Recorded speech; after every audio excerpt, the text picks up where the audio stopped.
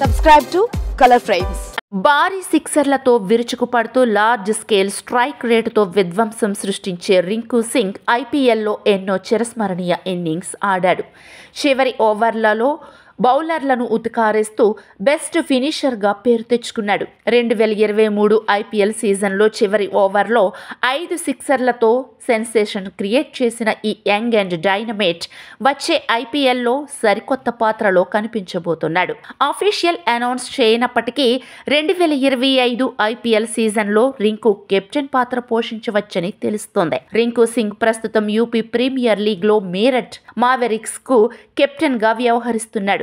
ఈ లీగ్ ద్వారా రింకు అద్భుతమైన కెప్టెన్ అని నిరూపించుకున్నాడు. టోర్నీలో అతని జట్టు అద్భుత ప్రదర్శనతో ముందుకు సాగుతోంది.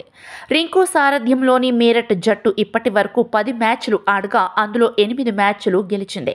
16 పాయింట్లతో పాయింట్ల పట్టికలో నెంబర్ 1 స్థానంలో నిలిచి ప్లే ఆఫ్కు చేరువైంది. అయితే జట్టు సమిష్టిగా రాణిస్తున్నప్పటికీ జట్టు విజయంలో రింకు కెప్టెన్సీ హైలైట్గా నిలుస్తోంది. దీంతో అతని సారథ్యంపై పలువురు అభిప్రాయాలను వ్యక్తం చేస్తున్నారు. వచ్చే ఏడాదిలో ఐపీఎల్ మెగా వేలం జరగనుంది.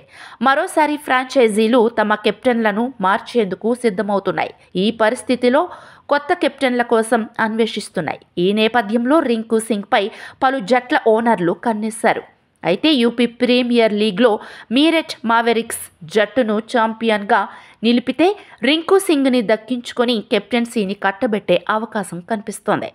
ఐపీఎల్లో కూడా రింకు సింగ్ సారథ్య బాధ్యతలు చేపట్టగలిగితే సత్తా ఉందని సీనియర్ ప్లేయర్లు చెప్తున్నారు.